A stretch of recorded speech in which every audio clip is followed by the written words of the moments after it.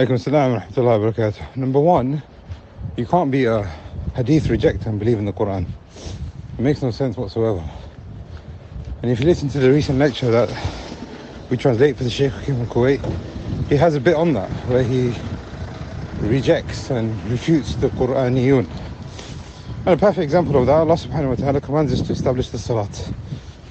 The salah has not been described in the Quran. Allah subhanahu wa ta'ala tells us to give the zakat, the details of which have not been described in the Quran.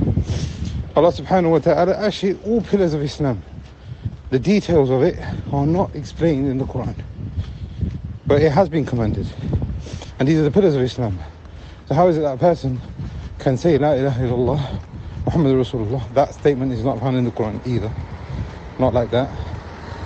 La ilaha, not in one sentence that you should say La ilaha illallah Muhammad Rasulullah. That's not in the Quran. How to pray the salah, that's not in the Quran. None of the pillars of Islam are found in the Quran. Therefore, what interpretation does it have of this religion?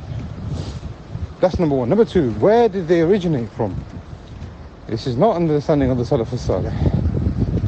The Salaf understood that we understand the Quran, the Sunnah, based on the understanding of the Salaf al-Salih.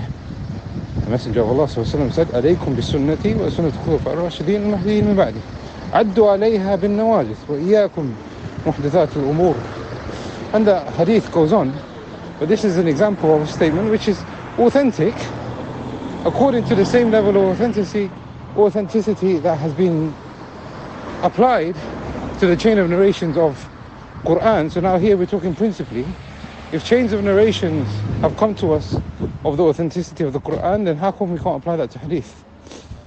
And from those hadith, they have told us, the Messenger of Allah and the Salaf al-Salih have told us that this is the way that you have to understand the religion. You can't understand it just based on what you think or the linguistics or whatever. There are principles. In actual fact, this kind of call has never been made ever before, not even from the people of the book, where they have, to the best of my knowledge anyway, where they have basically said, we'll just take the Torah and we interpret it however we want. In actual fact, Allah subhanahu wa ta'ala puts blame on these people, that they changed the Torah according to their own desires, without referring back to their Salaf, meaning Musa and Harun, alayhim as-salam. Therefore this manhaj and this methodology is extremely dangerous and has no precedence, and it is something which is new.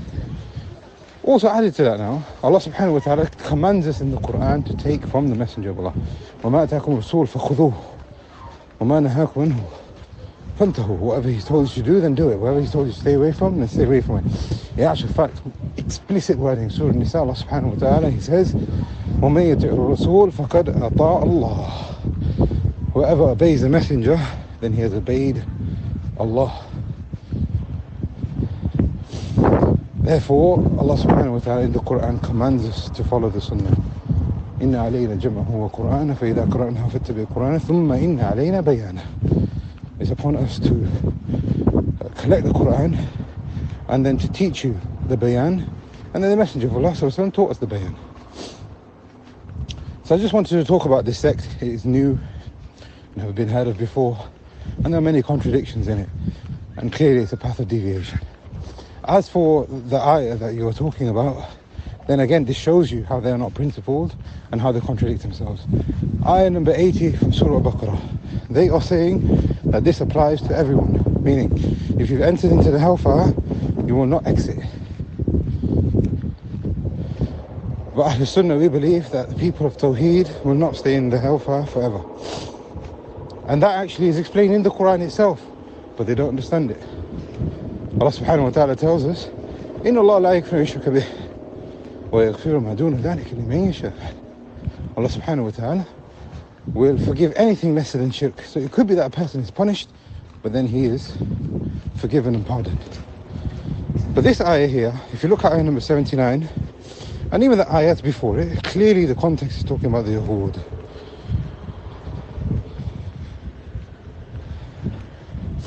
So I'm just scrolling through these ayat here on my phone here, and even all the way back to ayah number 50, all of it's about Banu Israel. I don't know how anyone can read that and isolate 50 and say it's not about Banu Israel. On top of that, ayah number 50, it says, وَقَالُوا. Who are Qalu then? They say. Who is they? لن تمسنا إلا أياما معدودة. And then the ayat that come after it as well. Allah subhanahu wa ta'ala, وَإِذْ أَخَذْنَا مِيثَاقَ بَنِي إِسْرَائِيلَ. Clearly, Allah subhanahu wa ta'ala is talking to Bani Israel and how they are deviated. وَإِذْ أَخَذْنَا مِيثَاقَكُمْ لَا تَسْفِكُونَ دِمَاءَكُمْ وَآيَةٌ number 84. So, I mean, I think this is sufficient as an answer.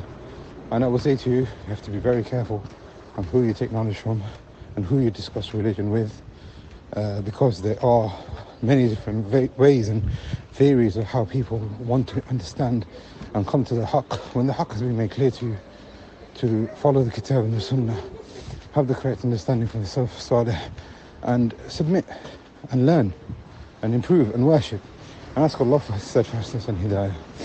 هذا والله أعلم.